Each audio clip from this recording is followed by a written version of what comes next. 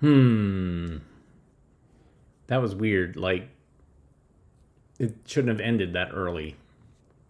Um, yeah, I'm not sure what's going on there. Anyways, so I'm 2 minutes early again because of technical problems. I try new things and they blow up in your face. I'm Skip Alsheimer. Welcome to the AV Geeks Lunchtime Streaming Show, where we watch old 16 millimeter films. And what I was watching here was an experiment that I did yesterday, where I put a 35 millimeter film strip on our scanner that scans 35 and scanned each frame separately. Then I was supposed to play it back to you, but I don't know why it crapped out. I think it's OBS might kind of crapped out, but it should have been 60 frames. And I don't know, did it get to an end? Did you see the end? Please mention in the comments while I try to diagnose this. I don't want to start early yet, but I should say that tonight you can see it on 16. We are showing 16 millimeter films at the Alamo. It's called The Night of Bad Decisions.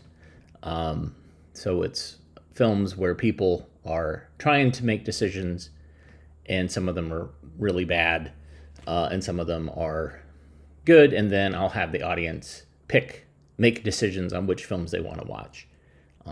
It'll be loads of fun.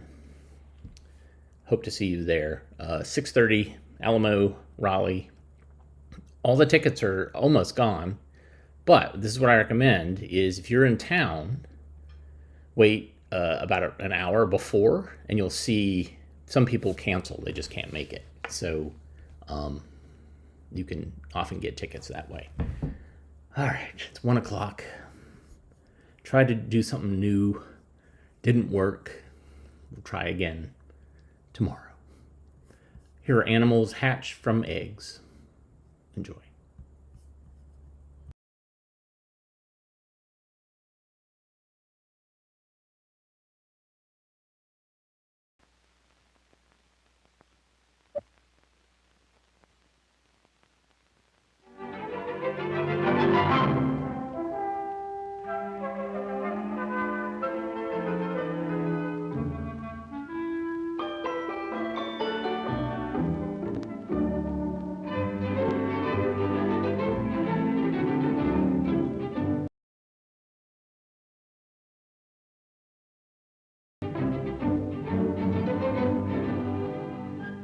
Eggs.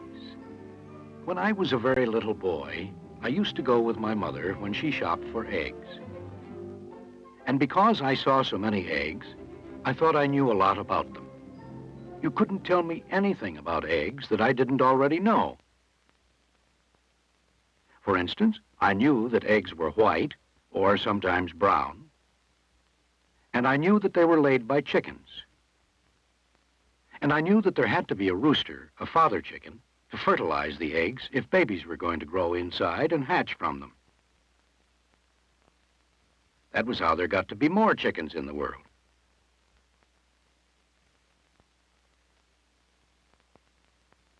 That was what I knew about eggs. And I thought it was all there was to know.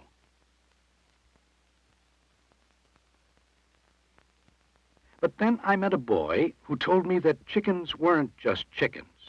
They were birds, something like the birds that fly through the air. And I thought that if chickens hatch from eggs, then all the other kinds of birds must hatch from eggs too. So I watched birds. And I read books about birds. And I learned a lot about them. The same way that chickens hatch from big white or brown eggs. Robins hatch from little blue eggs. Ducks hatch from lighter colored eggs. And seagulls from green eggs with spots.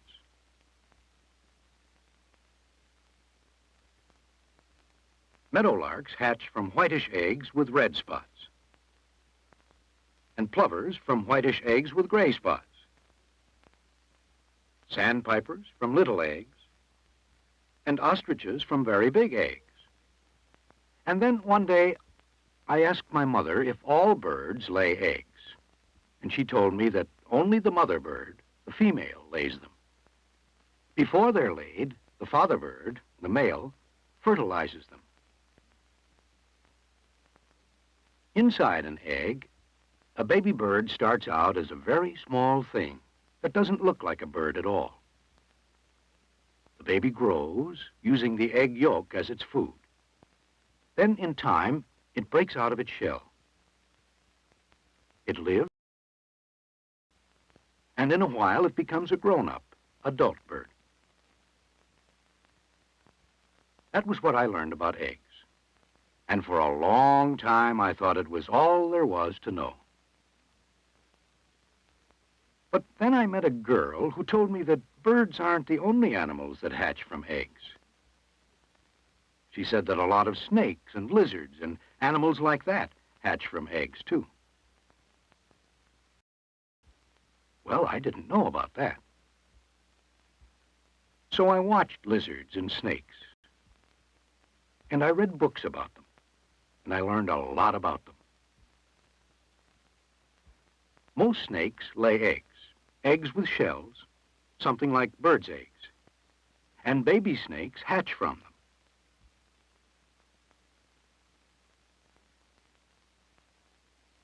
Lizards lay eggs, too, and so do turtles. And they look like chickens' eggs, except that the shells are much softer. And, of course, baby turtles hatch from them. Anyway, that was what I learned about eggs. And for a long time, I thought I was kind of an egg expert. But then my teacher got some pets for our classroom, frogs. Now, I knew a mother frog wasn't a bird, and I knew it wasn't a snake or that kind of animal, so it couldn't lay eggs. But it did. It laid them underwater. And the father frog stayed close by to fertilize the eggs. Well, they were very little eggs, all stuck together, and they didn't have hard shells like the eggs I already knew about, but they were eggs. And the mother frog didn't sit on them or watch over them, but after a long while, they hatched. Well, the babies didn't look like birds, snakes, or lizards, but they didn't look like frogs either. And I learned that some animals that hatch from eggs look different from their mothers and fathers. But they eat and grow, and in a while they begin to look like their mothers and fathers. And so I read books, and I learned that's how it is with frogs. And that's how it is with another kind of animal called salamanders. When salamander eggs hatch, the babies look different from grown-up animals. So then I thought I knew everything there was to know about eggs. My head was full of things about eggs. I thought I could tell people anything about eggs. That was before I met our neighbor, and he showed me his fish. His fish had laid eggs. They looked something like frog eggs, and our neighbor told me that nearly all fish come from eggs. Little fish in fish bowls, and big fish that swim in lakes, rivers, and oceans. Well, there sure were plenty of animals that hatched from eggs, I thought. There were fish. There were snakes and animals like that. Frogs and animals like that. And there were birds. And I thought I knew about all of them. But then I met a farmer who had bees. And he told me that bees were insects. And they kept their eggs in their beehives. Well, I didn't know they hatched from eggs. So I watched insects. And I read books about insects. And I learned a lot about them. In every beehive, only one female, the queen bee, lays eggs in the honeycomb. Well, bees lay eggs in their hives, and mosquitoes lay eggs on water. Grasshoppers lay eggs that are brown, and many ants lay eggs that are white. Ants are like bees. Only the queen lays the eggs. Some moths lay their eggs on twigs and leaves, and some flies lay theirs on garbage or decaying stuff. Boll weevils lay their eggs in little holes they make in cotton plants. And walking sticks, those little insects that look like sticks, lay theirs on bushes or trees. A walking stick lays tiny eggs, about the size of a pinhead. And when one hatches, a baby walking stick looks like a grown-up walking stick. But not all insects are like that. A baby fly is a tiny worm-like animal that looks very different from a grown-up fly. And baby mosquitoes swimming in the water don't look much like grown-up mosquitoes that can fly. And who would imagine that an animal that looks like this when it is very young would grow to be a moth? But I knew about them. By then I knew a lot about animals that hatched from eggs and the kinds of eggs they hatch from. And I still remember it now when I'm grown up. But, you know, just yesterday I met a man who told me about another kind of animal that hatches from an egg. A platypus. It lives in Australia. Someday I'm going to watch a platypus. I've already started to read books about it, and I'll find out. I'll find out everything there is to know about animals that hatch from eggs.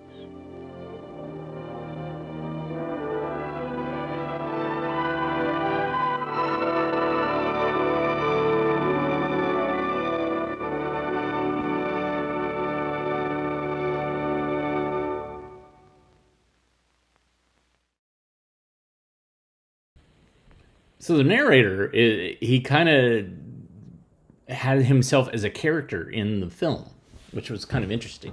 I haven't seen that in most other films, where, especially science films, biology films. But there you go. Okay, I'm just going to say off the bat, the first 10 seconds, 15 seconds, 20 seconds of this film is basically a seizure inducer. I don't know. Somebody was like, oh, it can do this really clever thing, but it's like, oh my God. So it's super stroby. But as soon as we get to when they're talking, the strobe is over. But yeah, this is like, who in our class has epilepsy and we don't know yet? Let's find out. Being in a darkened room and seeing this. So look away if you are averse to strobing effects, because this is crazy strobing. Enjoy.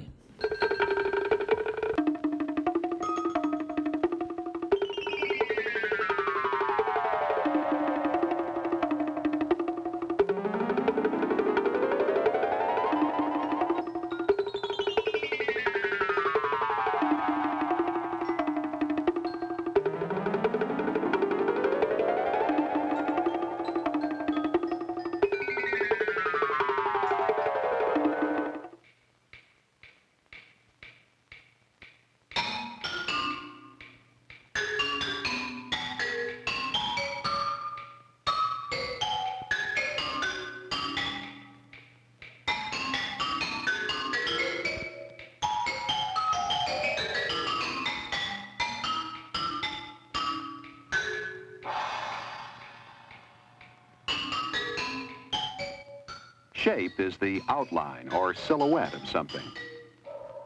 Objects in nature are all kinds of different shapes.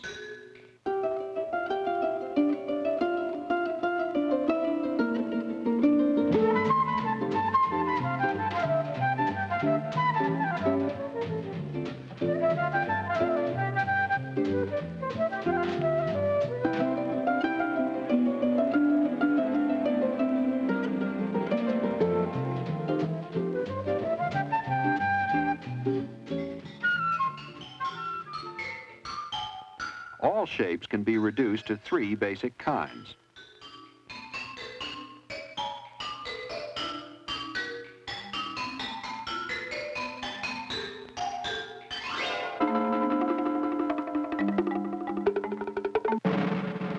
The first basic shape, the rectangle, can be any size. In art, rectangular shapes don't have to be exact. In nature, lots of things have a rectangular feeling.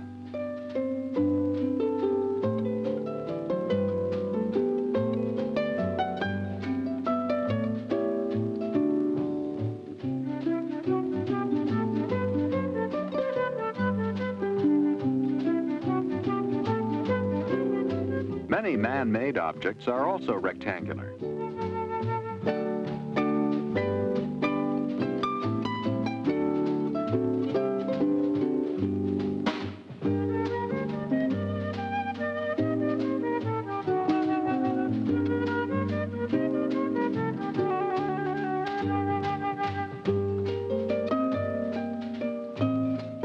It's fun just to play around with rectangles and see what you can make of them. What you make doesn't have to look like anything. It can just look like what it is, shapes, put together in a way that pleases you.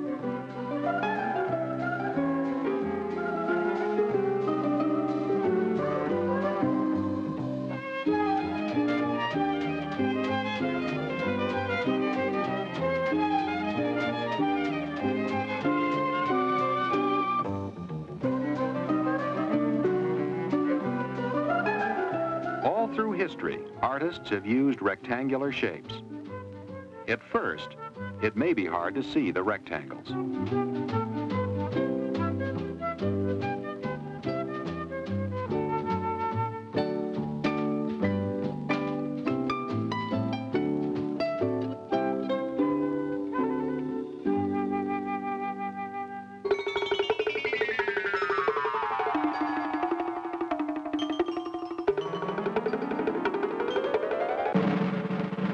The triangle, the second basic shape.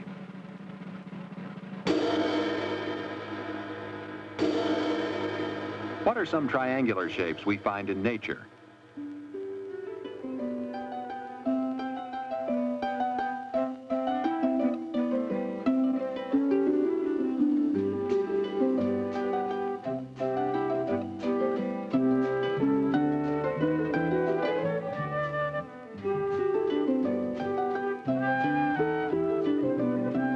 There are many man-made triangular shapes, too.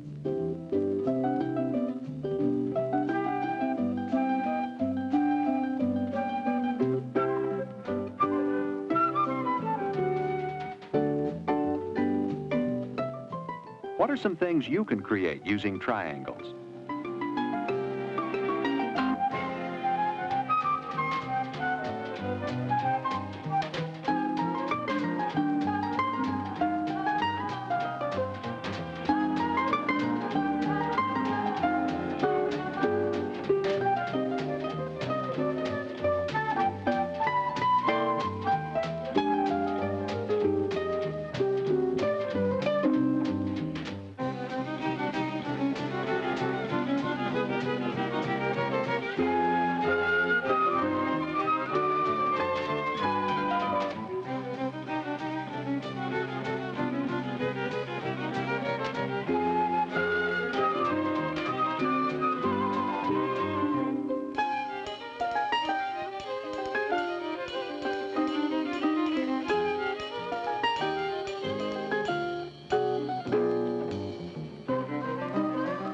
The triangular shape is used in many paintings.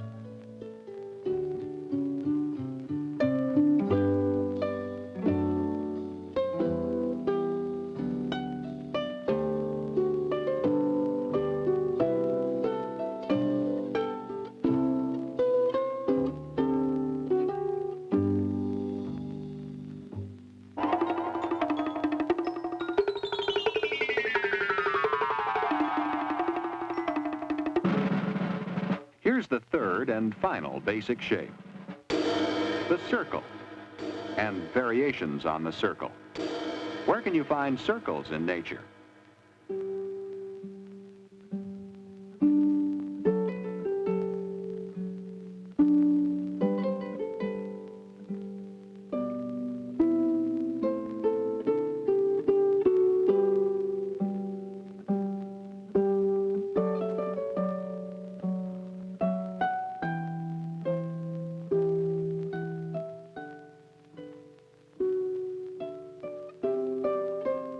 How about man-made circular objects?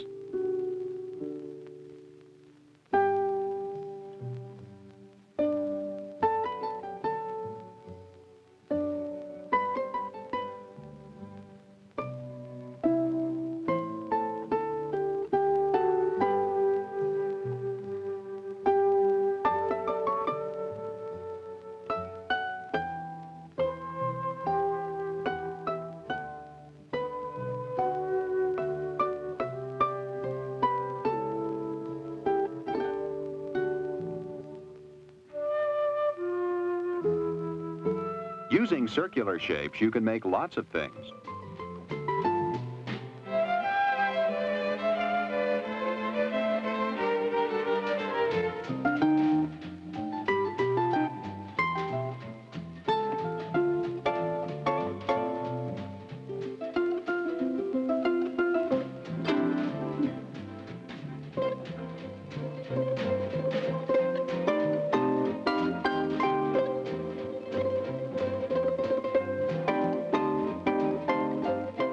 See any circles in this painting?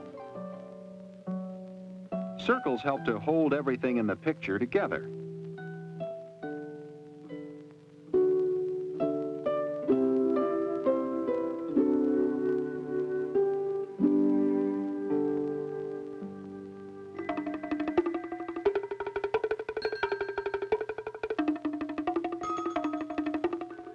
All three basic shapes can be combined.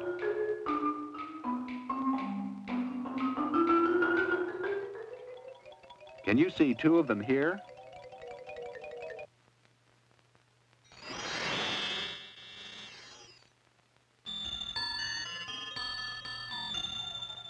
All three shapes are here. See them?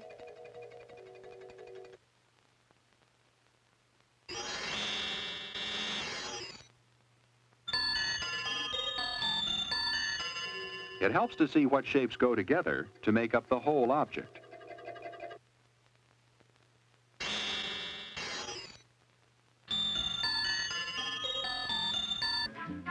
You can create many different things using the three basic shapes.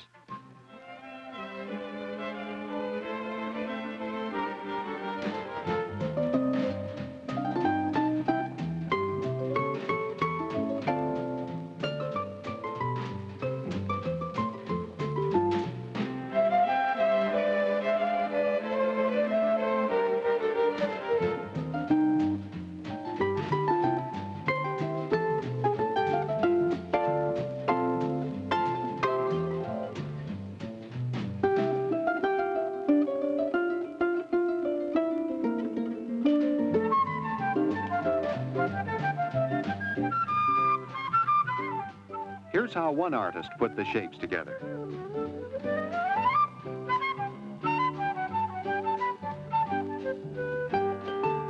Can you see the shapes in this painting?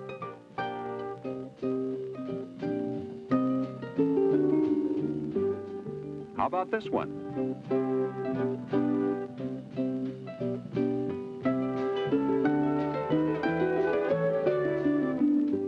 Can you see how the three basic shapes are used together in this painting?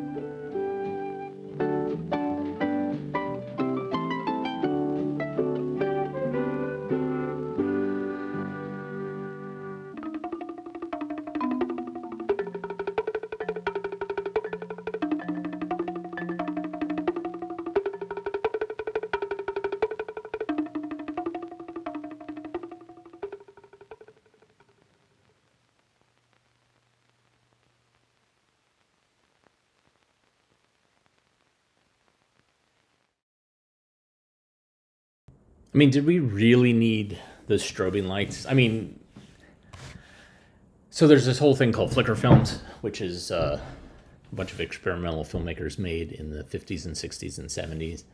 And that's appropriate because you know that you're ready for that. But come on, right in the middle of it doesn't really help the explanation of what's going on. I just wish things were simpler. It was a simpler time. That's what I want. Simpler time. This film talks about that. Enjoy.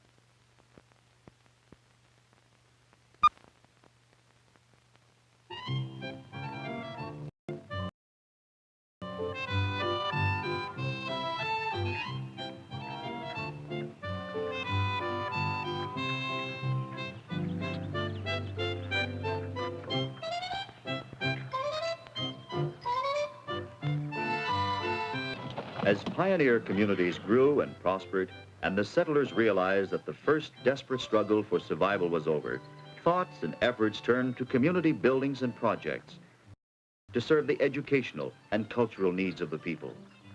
Churches and schools were the first community buildings erected, and in many villages, one building served as both church and school, and occasionally one man was both pastor and schoolmaster.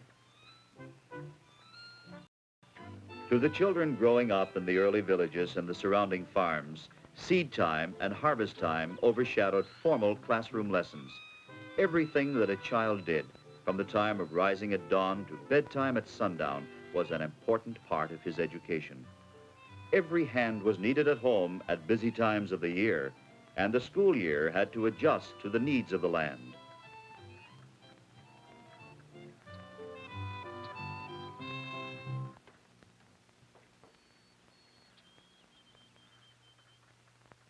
The schoolhouse was built with community labor and materials and could be of logs, planks, stone, or brick. The large yard or common that surrounded the building rang with the shouts of the students at play. A rope which hung through a hole in the ceiling rang the great bell on the roof and called the children to classes. There were usually two entrances, one for the boys and one for the girls, that opened into two small cloakrooms.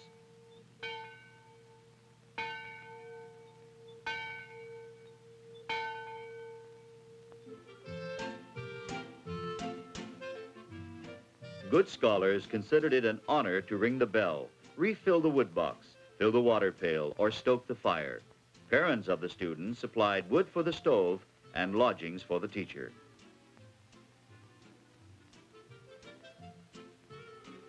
Discipline was strict, but teachers were poorly trained and had to use the birch rod often to keep the attention of their students. They attempted to teach all ages and classes in one room, and many of the students were young adults when they finished their education.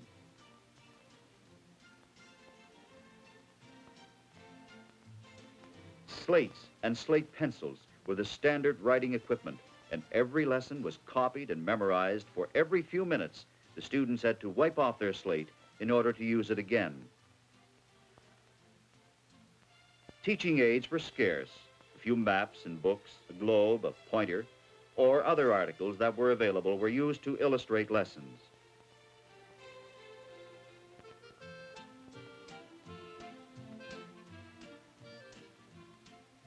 In the school, ink and paper were in short supply.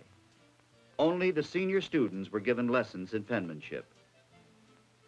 The teacher carefully distributed ink, paper, and the quill pens, which were made from a feather with a sharpened tip.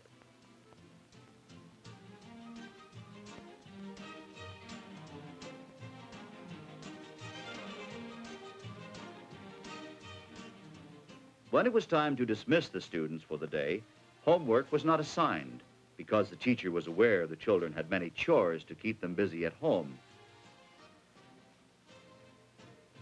If a student had misbehaved during the day, he might be given homework. In this way, his parents knew of his behavior. Lunches were packed in baskets or pails that were taken home to be refilled for the following day. Recreation was simple and often spontaneous in a pioneer community. In an era when everyone of every age was affected by the success or failure of the harvest, the entire community assisted with common needs and problems. Any project that required more than one set of hands became a bee.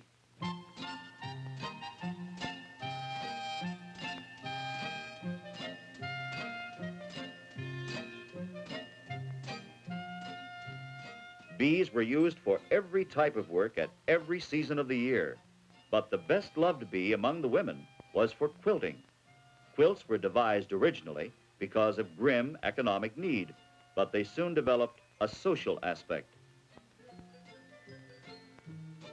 As a young woman approached marriage, her hope chest or dowry chest was filled with the linens that she would need in her new home. These linens were all made by hand, as were coverlets and quilts. When a quilt was ready to be finished, 6 or 7 guests were invited to a quilting bee. To make the quilting easier and to strengthen the stitches, the thread was rubbed with beeswax before using. The conversation of the quilters ranged over the news of the countryside as their fingers darted up and down. There was a good deal of friendly competition in workmanship, and as the women talked, they kept watch over their neighbors' stitches, mentally comparing them with their own. The quilters were invited for supper with the hostess, but often some of them had to leave to hurry to their own homes to prepare supper for their families, while others would remain until the quilt was finished.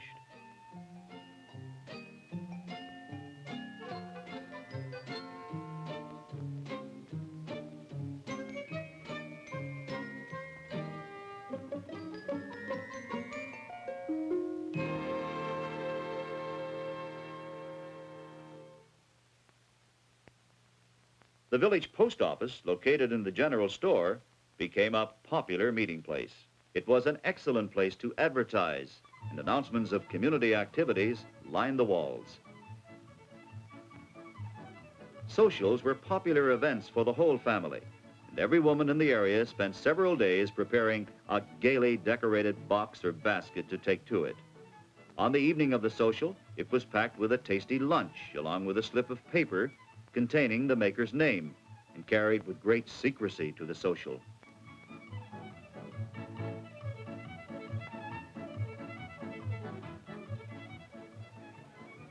When the women arrived, all the boxes were placed together and the men were not allowed to examine them.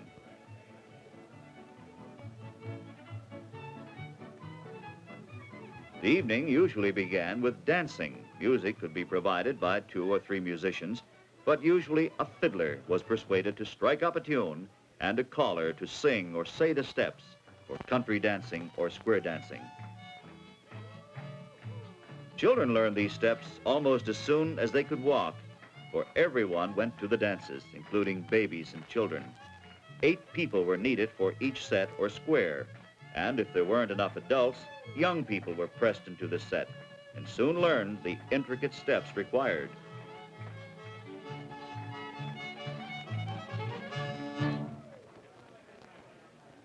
When children became too tired to watch the dancing any longer, they simply curled up among the coats and fell asleep.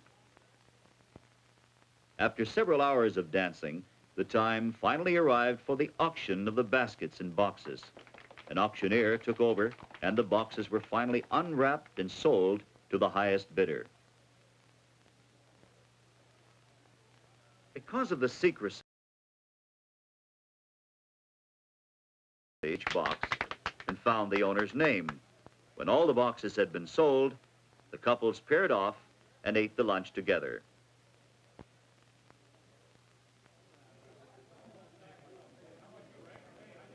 When they had finished eating, it was time for everyone to return home. On such occasions, a young man might ask a girl if he might walk her home under the watchful eyes of her parents.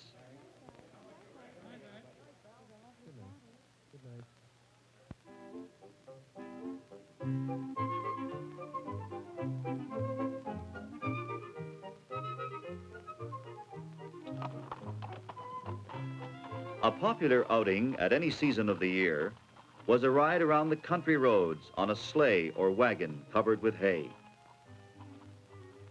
Many friendships formed on these outings blossomed into marriage, and when this happened, the community again took an interest in the young couple. They would be quietly married in their parents' home or in the home of the pastor, and would go to live with their parents, for it would be financially impossible for them to have a home of their own.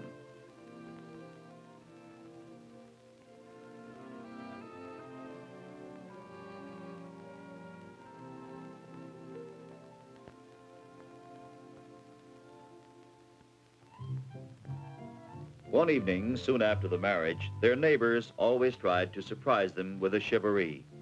Waiting until they were sure the young couple were in bed and asleep, they crept up on the house with all manner of pots, kettles, and other metal objects. At a given signal, the confusion of noise began and continued until the bride and groom got up and gave them some money or treat of some kind.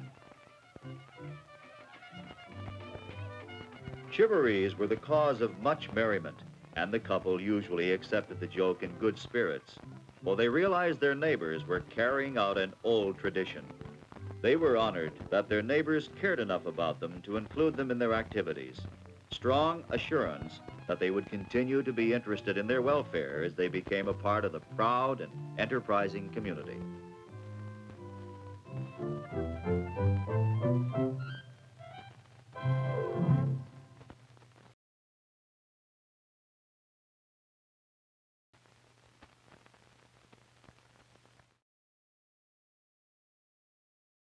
Before the internet, before television, before so much.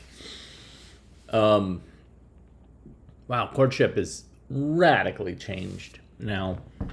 Are parents even involved in this in Western culture, United States? Don't know. There are choices to be made, though, and this film talks about that. This is the choice. Enjoy.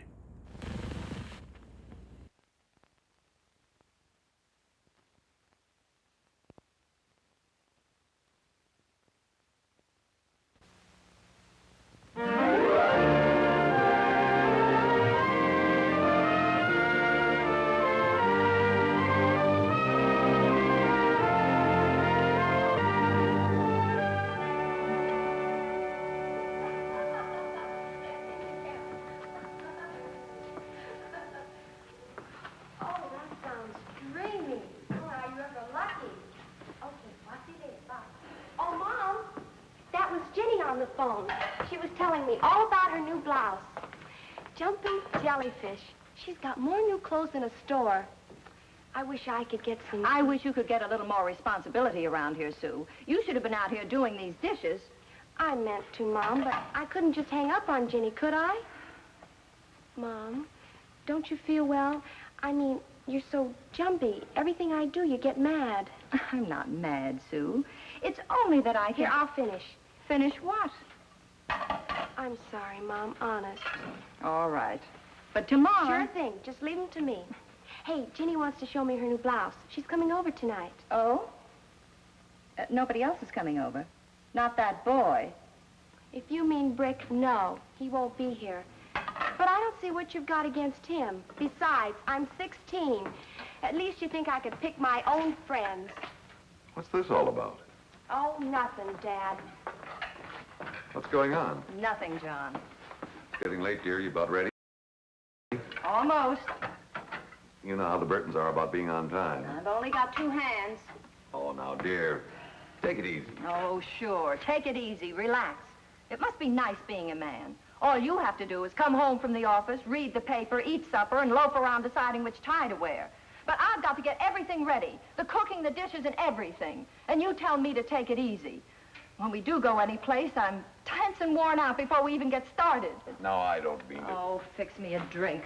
I don't think I can wait until I get to the Burtons. Better not, hon. You're starting to drink too much, you know. Drink too much? What kind of a crack is that?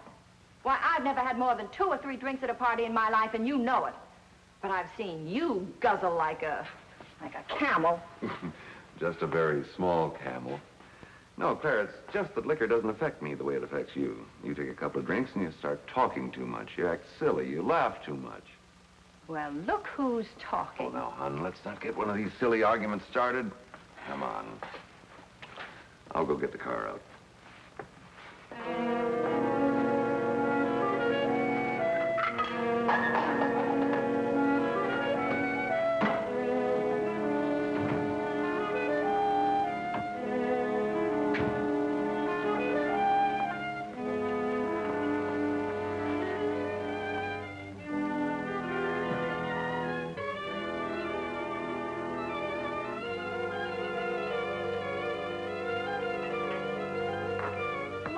Look at the lady of distinction. Sue, what are you doing sneaking in on me?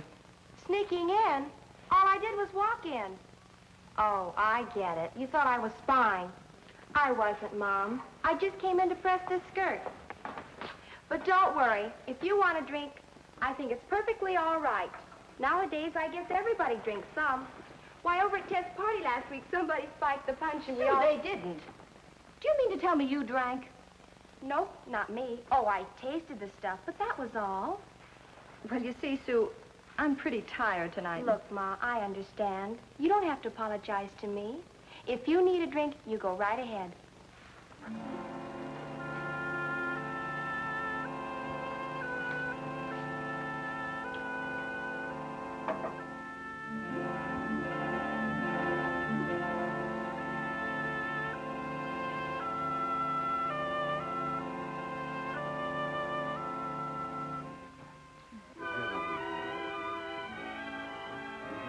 Yes, sir, John, I thought you and Claire'd never get here. But better late than never, I always say.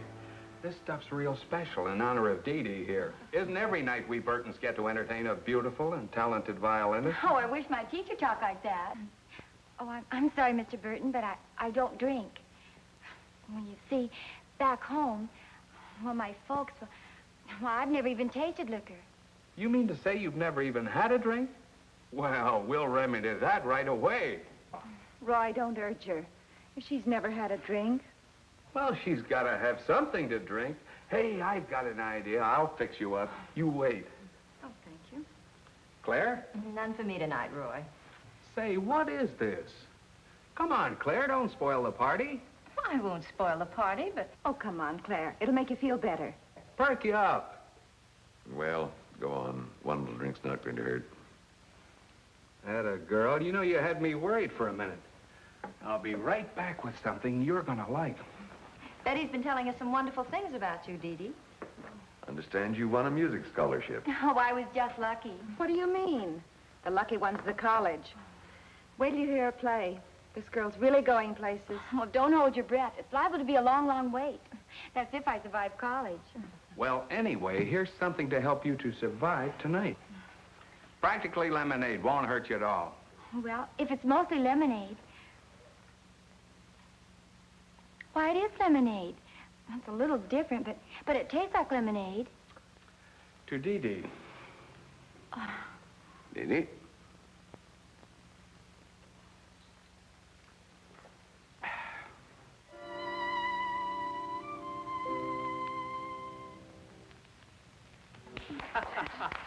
Come on, Dee Dee, play some more. Oh, have a heart. Gotta hear another one? Won't take no for an answer. Absolutely not. Oh, if Dee Dee's arms are as tight as my fingers, the concert's over. Dee Dee, after a workout like that, you need something stronger than lemonade to revive you. Here, try this. Go on, go on, go on. Well, okay. Ooh, it's bitter. You'll get used to that. It's like eating olives. You gotta learn to like them. Here, take another sip. Go on. Okay. Oh, I wish Roy'd quit drinking so much. Well, I wish you weren't so insistent upon Dee Dee having another drink. I promised to have her back at the dormitory by midnight. I'll call a cab. We've got to be going along. We can take her with us. Hey, you two can't go so early. Well, Sue's home alone, and I need to get home, too. Well, if you insist. All right. Let's go. I've got bad news, Dee Dee. It's nearly midnight. Well, so what? Just call me Cinderella. Cinderella? Well, you see, they locked the door at midnight, and I'd better be inside. Claire and John will be glad to drop you off, Dee Dee. Oh, fine. Well, now, wait a minute, wait a minute. If she has to leave, I'll take her. Oop, Forgot something. They took away my license. Okay, so I'll call a cab. Look, Roy, we'll be glad to drop her off. Of course. Okay, by me. Betty, we had such a wonderful Thank you very much. Thanks a lot, Roy. It was wonderful. Here's your Daddy. bill. Hey, look, you can't forget this. Come on here. I hope you had a nice time. What a wonderful...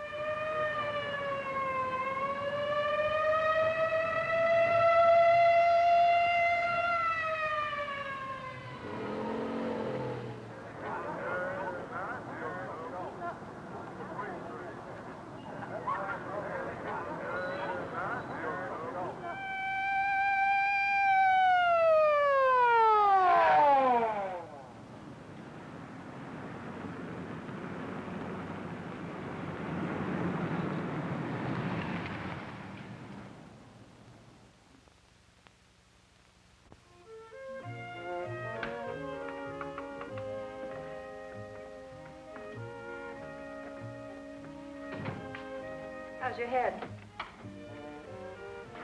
It's okay. I just can't believe it. I don't know. John, it wasn't your fault. It was, Claire. It was. I had plenty of time to get out of the way, but I couldn't. I knew what to do, but I just couldn't make my hands or feet move that fast. But you only had a few drinks. You weren't drunk, John. And the other driver was. Is that going to help save Dee Dee's arm? What am I going to tell her folks? Because I was drinking, their daughter may never play the violin again? It was an accident. It didn't have to happen, Claire. It just didn't have to happen. This is WABX presenting Midnight Musical Sue must have left it a on. program of your favorite records.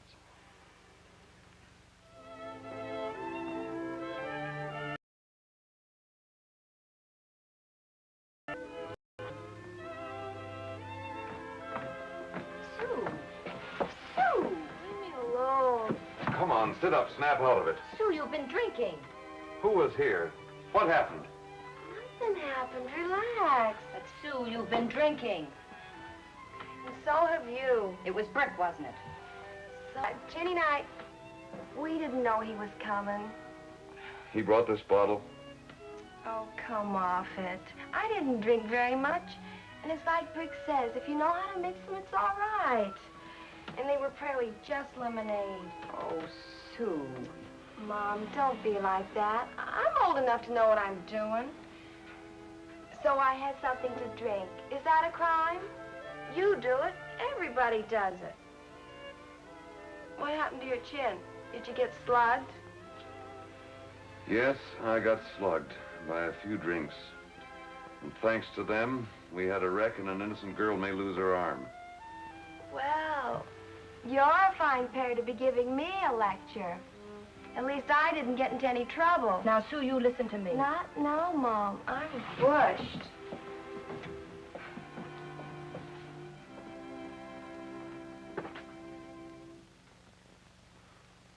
Ladies and gentlemen, you're listening to Midnight Musical Moods, coming to you with the compliments of Pale Golden Brew, the beer of good taste, the beer that satisfies, the beer that refreshes. Yes, friends, when you're feeling let down, tired, and tense, stop and do yourself a favor. Just reach into your refrigerator for a bottle of Pale Golden Brew. Relax with a cool glass of Pale Golden Brew, the cheerful beer that belongs to a happy way of life. It's a symbol of good living, the mark of distinction.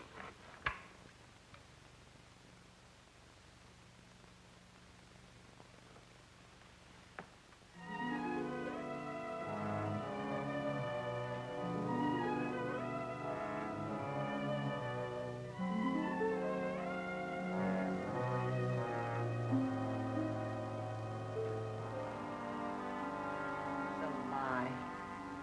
The happy way of life. The symbol of good living. The mark of distinction. They know it destroys everything that's good. And are we to sit in judgment on the brewers when we're just as guilty as they are? We buy and drink their stuff, don't we? We keep right on telling ourselves that an occasional drink doesn't matter. If we don't take one with the crowd, we're wet blankets.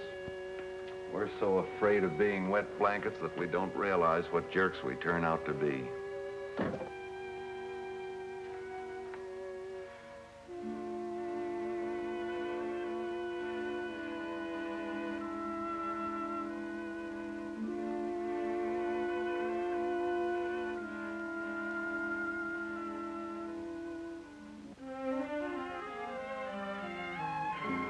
John, what are we going to do? It looks like we have only one choice, Claire. If we have any sense at all, we certainly ought to know what we have to do now.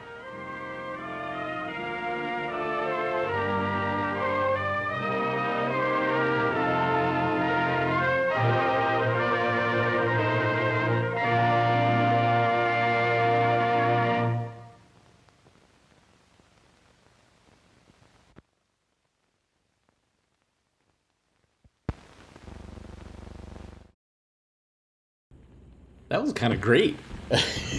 I love it. I love me a Christian film that's got some drinking, some fighting. It's pretty great. Let's switch it up. Let's go underwater. Enjoy.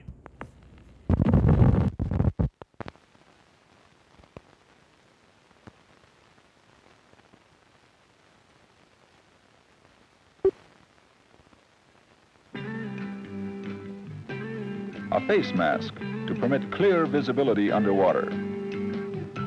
A snorkel to allow breathing with a face underwater. Fins for swift propulsion with minimum effort.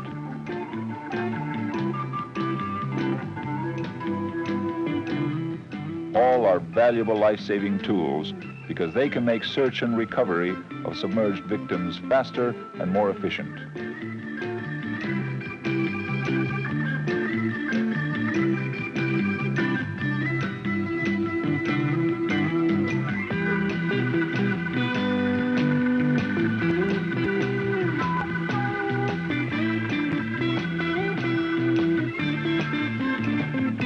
On all three items, the mask, snorkel, and the fins, probably the most important feature to look for is a good fit and comfort. The mask should mold easily to your face to form a good seal and feel comfortable. The things to look for in choosing a mask should be a soft, flexible rubber skirt that won't leak. It should be a tempered faceplate glass instead of plastic. And you should have a corrosion-proof metal band to hold the glass in place. Ultimately, an adjustable strap in the back with a center-divided back to offer firmer security when the mask is on top of your face. Now, you can find masks in all shapes and sizes, and the most important thing is to choose one that fits most comfortably on you. Some masks feature a purge valve device, one that makes it a lot easier for you to clear the water out of it. Some masks even have a nose-pinching equalizer that allows you to pinch your nose for clearing your ears. You can see it in here. Pinches on your nose. Those that don't have a nose-pinching device have a rubber pad on the bottom, and all you have to do is squash that pad up against the bottom of your nose and then blow against your nose, and it accomplishes the same thing. You can even find some masks that have a prescription lens glued or ground right into the faceplate for those of you that wear glasses. Now, if you want to test the mask for a proper fit, you simply put the mask against your face without the strap and inhale. And if the mask stays on your face, it's a good fit.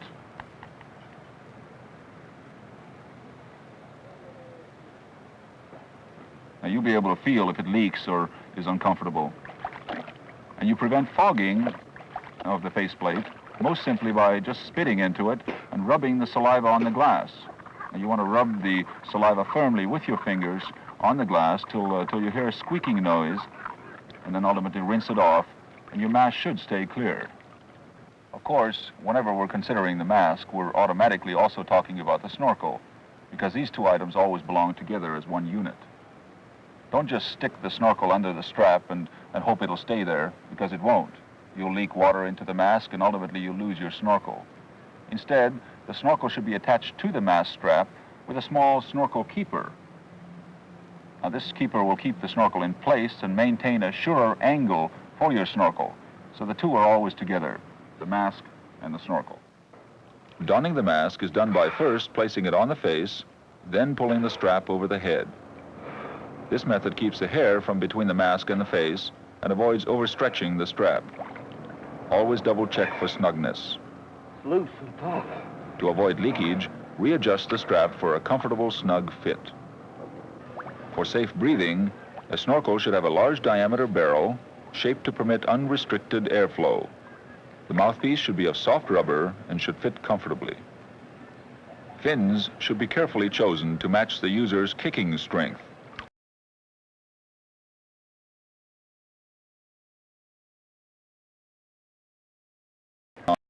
Buoyant. Regardless of the type of fins you're using, you'll find they're easier to put on if you wet them first.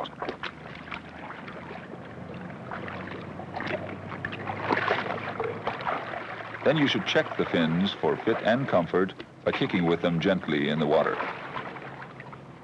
Ready to go?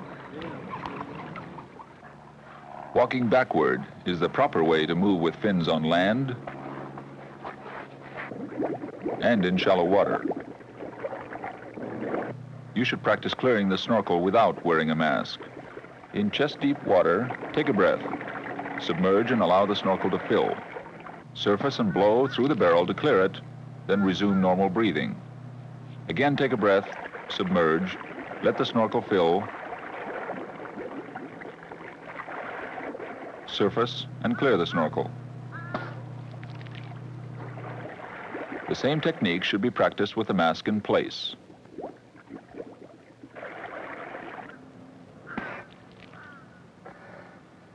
Here's an alternate method of clearing the snorkel. After you've submerged, tilt your head back by lifting your chin and blow the barrel clear just before surfacing. Then quickly drop the chin to expose the barrel above the surface and resume normal breathing. Clearing your mask is another important skill to learn. After purposely filling the mask, tilt your head back, press on the top of the mask, and exhale gently through the nose, forcing the water out at the bottom of the mask. Some divers prefer to tilt the head to one side and press on the high side of the mask. Exhaling through the nose will then force water out of the lower part of the mask.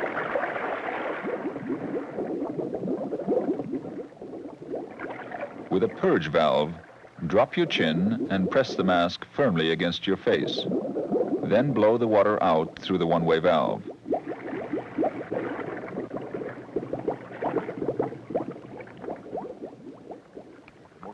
When teaching classes, a lookout or lifeguard is a must.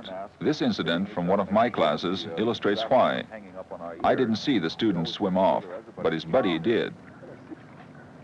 Hey, son, let's get back to class and stay with your buddy now. Put the mask here. Look at your buddy and make sure that that strap is hanging over the ears, that the snorkel fits comfortably in your mouth.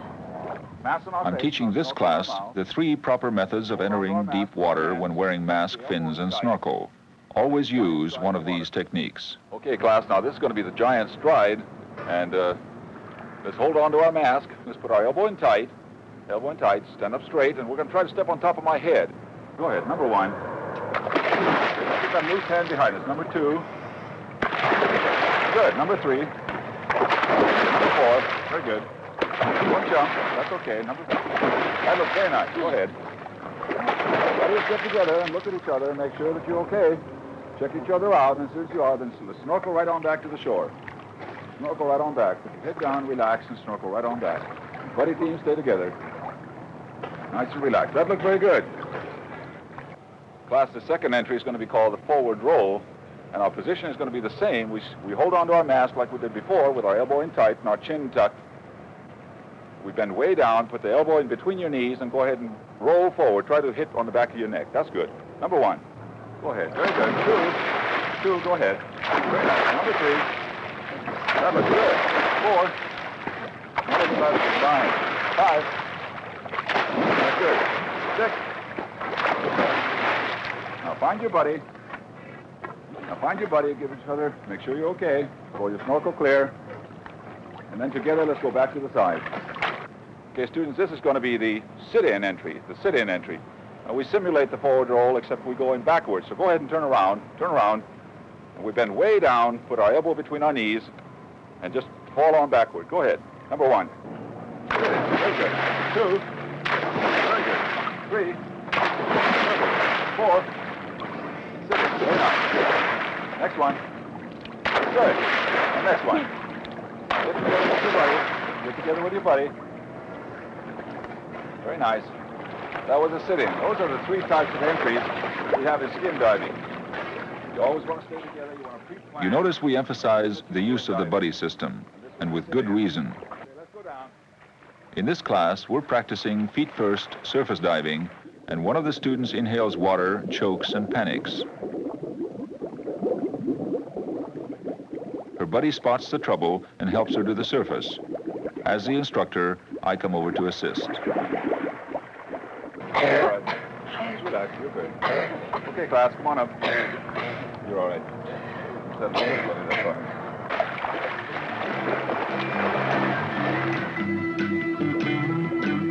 Another technique to practice is porpoising, to get used to your equipment and to gain skill and confidence in surface diving and clearing the snorkel.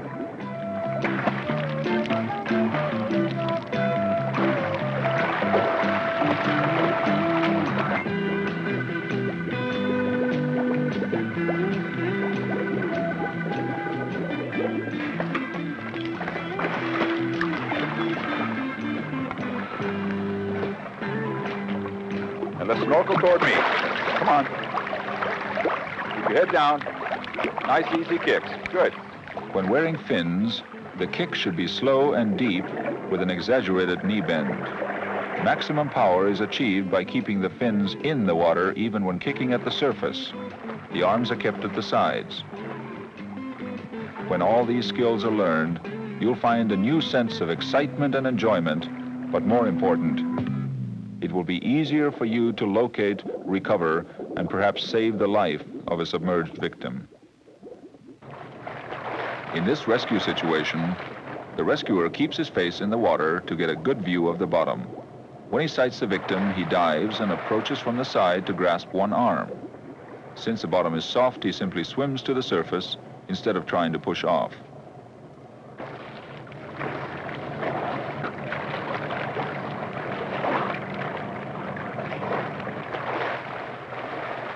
On a solid bottom, the recovery can be made easier by pushing off with one or both feet. This makes the ascent faster and less taxing.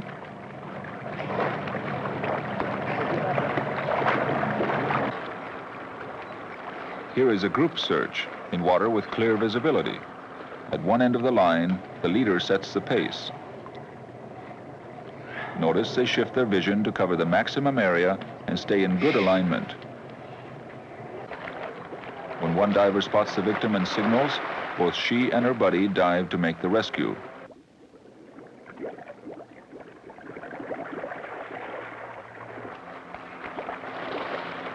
The others stand by to assist if needed.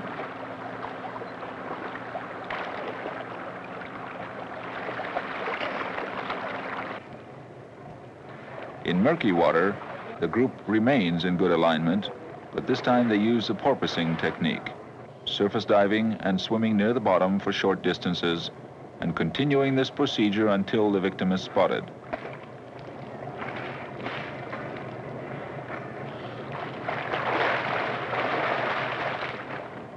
Again, the rescue is made by a team while the others signal to shore and stand by to help. Finally, remember this. These skills and techniques will help you become good lifesavers, but they won't make you expert skin divers. A full certified course in skin diving is strongly recommended for those interested in this sport.